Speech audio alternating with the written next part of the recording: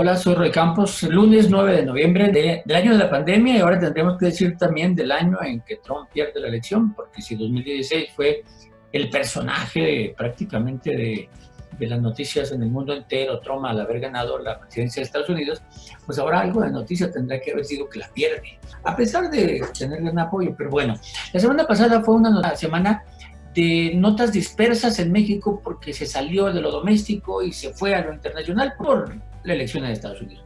¿Por qué la elección? ¿Por qué? Porque además no se decidió el martes y seguía el miércoles y seguía el jueves y seguía el viernes, y el sábado supimos por fin el resultado. Trump no lo acepta. El chiste es que la elección de Estados Unidos dominó la agenda en la semana, a pesar de ver temas domésticos. Bueno, ¿cuáles fueron las noticias entonces que fueron para los mexicanos las más importantes en la semana pasada, la primera semana de noviembre, en donde el lunes fue el Día de Muertos? Entonces no hubo prácticamente actividades, ni siquiera conferencia mañanera ni conferencia de Gatell, por cierto, nada. Y a partir del martes fue la elección de Estados Unidos. Entonces, la noticia más importante, por mucho, fue la de Estados Unidos. Prácticamente 3 de cada 4 mexicanos dicen que esa es la noticia más importante, más interesante de esta primera semana. Y después de esa, bueno, algo que evidentemente tenía que haber sido noticia, un problema doméstico, una tragedia doméstica, que fueron las inundaciones en Tabasco, ¿no? Todo lo que conlleva, incluso la parte política, ¿no? La acusación del gobernador de la CFE, el presidente que suspende una gira por Nayarit y Sinaloa para regresarse a Tabasco, las escenas dramáticas de las inundaciones en Tabasco y todo lo que conlleva, pero esa, evidentemente, y qué bueno que la gente volteó a ver al problema que viven los tabasqueños, fue la segunda noticia. La tercera, las cifras de muertes de coronavirus, que siguen creciendo. O sea, este mes, por ahí de la revolución, estaremos ya en 100,000 muertos.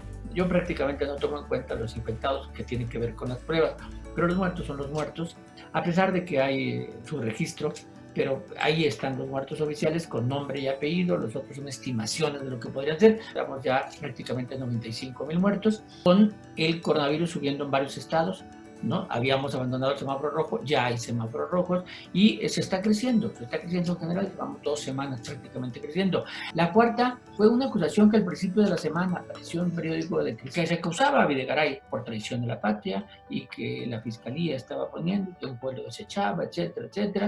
Le preguntaron al presidente, esa noticia de una acusación a Videgaray era una noticia importante. Bueno, se diluyó con todo lo internacional, pero fue el cuarto lugar. Noticias que se quedaron fuera, miren, a niveles internacionales, pues hubo terrorismo en Austria y un huracán, el huracán ETA, que prácticamente atacó muy fuerte a Centroamérica, va rumbo al Caribe. Incluso esta semana no se ha diluido, va rumbo al Caribe. Cuando hablando de corrupción, hubo, además de lo que se mencionó de Videgaray, había testigos, entre ellos un cercano a Rosario Robles, Emilio Cebadúa, que se decía que estaba colaborando para dar información sobre la estafa maestra y que podía involucrar a Rosario Robles y a Peña Nieto, se decía. Pero después, por la Unidad de Inteligencia Financiera, nos enteramos que de los movimientos que tenían y de las pruebas que tenían contra ese testigo, Emilio Cebadúa, de cómo había manejado millones, etcétera. O sea, esas dos noticias. Y Nuevo León, donde el cubrebocas es obligatorio, hubo noticias de detenidos por no usar el cubrebocas, relacionados con López Obrador, por decreto, que los funcionarios públicos no van a recibir el aguinaldo que acostumbran, ¿no? Acostumbraban 40 días, solo van a recibir 20 días de aguinaldo. Y hubo muchos dimes y diretes. El presidente se puso por el plan de austeridad y todos estuvieron de acuerdo. Y por último, una noticia que la verdad no debió haber sido noticia, ¿no? Porque la esposa del presidente logra la categoría de investigadora a nivel 1 en el Sistema Nacional de Investigadores, con lo cual va a tener una beca no muy grande, por cierto, pero bueno, era alguien que pretendía llegar. No hizo sus intentos ya en la presidencia, sino antes, y ya lo logró.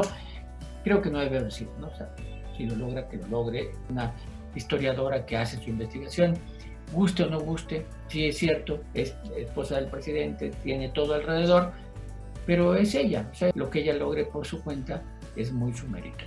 Gracias a Roy Campos con las noticias de la semana.